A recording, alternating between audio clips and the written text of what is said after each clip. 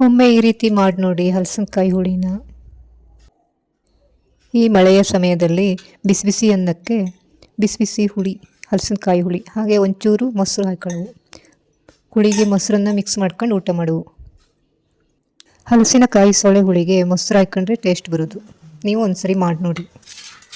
ಮೊದಲಿಗೆ ಒಂದು ಸೊಳೆಯಲ್ಲಿ 4 ಭಾಗ ಮಾಡಿ ಕೊಚ್ಕೊಳ್ಳವು. ಯಾರೆಲ್ಲ ನನ್ನ ಚಾನಲ್ನ ಸಬ್ಸ್ಕ್ರೈಬ್ ಮಾಡ್ಕೊಂಡಿದ್ರೆ ಅವರಿಗೆಲ್ಲ ತುಂಬ ಧನ್ಯವಾದಗಳು.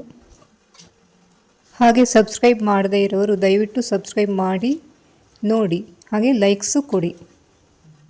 ನಿಮ್ಮ ಒಂದೊಂದು ಸಬ್ಸ್ಕ್ರೈಬ್ ಮತ್ತು ಲೈಕ್ಸು ನನಗೆ ತುಂಬಾ ಮುಖ್ಯ.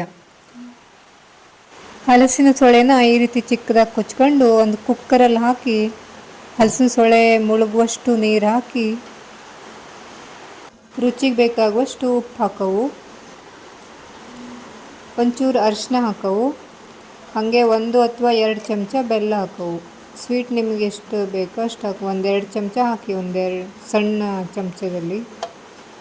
ಹಾಗೆ 1 ಅಥವಾ 2 ಸೀಟಿ ಕೂಗಿಸಿ ಸಾಕು. ಈಗ ಹಲಸಿನ ಸೊಳೆಗೆ ಸಾಂಬಾರು ಬೀಸಕ್ಕೂ ಎಂತೆಂಥ ಬೇಕೋ ಎಲ್ಲ ರೆಡಿ ಮಾಡ್ಕೊಂಡೆ ನಾನು.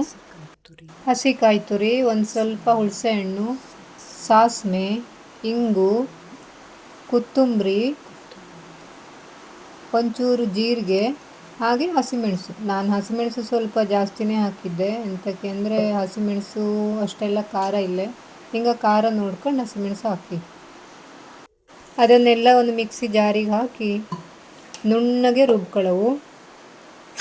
ಹಾಗೆ ಹಲಸಿನ ಸೊಳ್ಳೆ ಬೆಂದು ಈಗ ನಾನು 2 ಸೀಟಿ ಮಾತ್ರ ಒರೆಸಿದ್ನಾಗಿತ್ತು. ಈಗ ಇದನ್ನು ತೆಗೆದು ಬೇರೆ ಪಾತ್ರದೊಳಗೆ ಹಾಕ್ತೆ, ಎಂತಕ್ಕೆ ಅಂದರೆ ನನಗೆ ಈ ಕುಕ್ಕರು ಅನ್ನ ಮಾಡಲ್ಬೇಕು, ಹಾಗಾಗಿ ಬೇರೆದ್ರೊಳಗೆ ಹಾಕತ್ತೆ.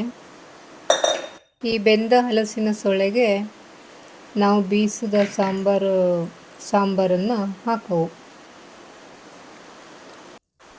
ಹಾಗೆ ಜಾರಿಗೆ ಮತ್ತೊಂದು ಸ್ವಲ್ಪ ನೀರು ಹಾಕಿ ತೊಳೆದಾಕವು. ಜಾರನ್ನ ಮುಚ್ಚಲಿಕ್ಕೆಲ್ಲ ಸಾಂಬಾರು ಹಿಡ್ಕೊಂಡಿರ್ತು, ಅದೆಲ್ಲ ಚೆನ್ನಾಗಿ ಸಾಂಬಾರಿಗೆ ಹಾಕವು ತೊಳೆದು. ಇದನ್ನು 2 ನಿಮಿಷ ಕುದಿಸಿದ ಮೇಲೆ ಒಳ್ಳೆ ಹಳದಿ ಕಲರ್ ಬಂತು. 8 ಎಲೆ ಒಗ್ಗರಣೆ ಸೊಪ್ಪು ಹಾಕವು. ಊಟಕ್ಕೆ ಮೊಸರು ಇಲ್ಲ ಅಂದರೆ ಲಿಂಬು ಹಾಕಿದ್ರು ಅಡ್ಡಿಲೆ, ಲಿಂಬು ಮತ್ತೊಂದು ಥರ ಡಿಫ್ರೆಂಟ್ ಟೇಸ್ಟ್ ಬಂತು. ಹುಳಿನ ಒಮ್ಮೆ ಮಾಡಿ ನೋಡಿ. ಲೈಕ್ಸ್ ಆ್ಯಂಡ್ ಕಮೆಂಟ್ ಮಾಡಿ, ಸಬ್ಸ್ಕ್ರೈಬ್ ಮಾಡೋದನ್ನು ಮಾತ್ರ ಮರೆಯಡಿ.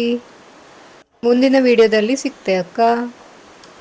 ವಿಡಿಯೋ ನೋಡಿದವಕ್ಕೆಲ್ಲಕ್ಕೂ ಧನ್ಯವಾದಗಳು.